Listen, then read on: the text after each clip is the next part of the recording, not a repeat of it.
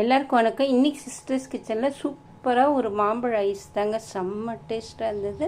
பசங்களுக்கு வந்து மேக்ஸிமம் வெளியில் வாங்கி கொடுக்குறோம். வெளியில் மேக்ஸிமம் கொஞ்சம் அவாய்ட் பண்ணுங்கள். ஏன்னா எப்போவுமே வெளியில் தான் வாங்கி தர முடியும், ஐஸ் மட்டும் வீட்டில் செஞ்சு தர முடியாது.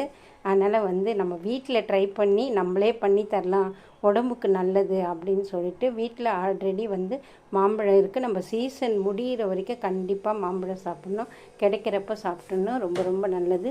ஜூஸாவோ இந்த மாதிரி ஐஸாவோ இல்லைன்னா வந்து மாம்பழம் ஃபுட்டிங்காவோ எப்படி வேணால் பசங்களுக்கு செஞ்சு கொடுங்க.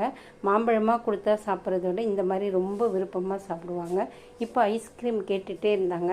நான் வீட்லேயே ஐஸ் செஞ்சு தரேன்னு சொல்லிவிட்டு ஃபஸ்ட்டு டைம் இது நான் ஐஸ் செய்கிறது. வெளியில் தான் ஃபுல்லாகவே நாங்கள் வாங்கி தருவோம்.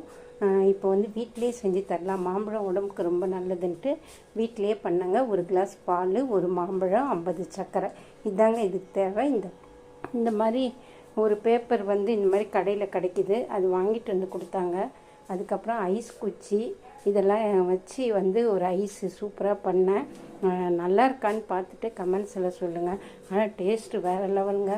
ஒன்று எடுத்தேன் நான், முதல்ல ஒன்று எடுத்தேன். கரெக்டாக வந்து ஒரு 6 ஹவர் 7 ஹவரில் ஐஸ் ஆகிடுதுங்க. ஃபஸ்ட்டு வந்து இதை வந்து மிக்சி ஜாரில் போட்டு நல்லா அடிச்சிருங்க. கொஞ்சம் கூட அந்த திப்பி மாதிரி அப்படி இருக்கக்கூடாது, நல்லா அடிச்சுட்டு இப்போ இந்த ஸ்டீல் பேப்பர் இதை வச்சு நல்லா வந்து ஒரு ஹோல்ஸ் போட்டு, எனக்கு வந்து எக்ஸ்பீரியன்ஸ் கிடையாது ஐஸெலாம், சமையல் மட்டும்தான் தெரியும்.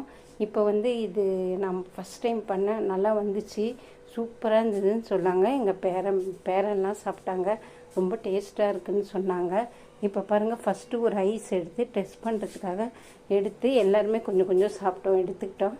இப்போ வந்து எல்லாத்தையும் ரெடி பண்ணி தண்ணியில் வந்து 1 செகண்ட் வச்சு எடுத்த உடனே தாங்க வந்தது. ஃபஸ்ட்டு எடுத்த உடனே வரலை, அப்படியே கிளாஸோடு ஒட்டிக்கிச்சு. தண்ணியில் வந்து 1 செகண்ட் வச்சு எடுத்தால் போதும், ரொம்ப நேரம் வைக்காதீங்க, ஜூஸ் மாதிரி ஆகிடும். தெரியாதவங்களுக்கு தான் சொன்னேன். பிடிச்சிருந்தால் லைக் பண்ணுங்கள், ஷேர் பண்ணுங்கள், கமெண்ட் பண்ணுங்கள், சப்ஸ்கிரைப் பண்ணுங்கள்.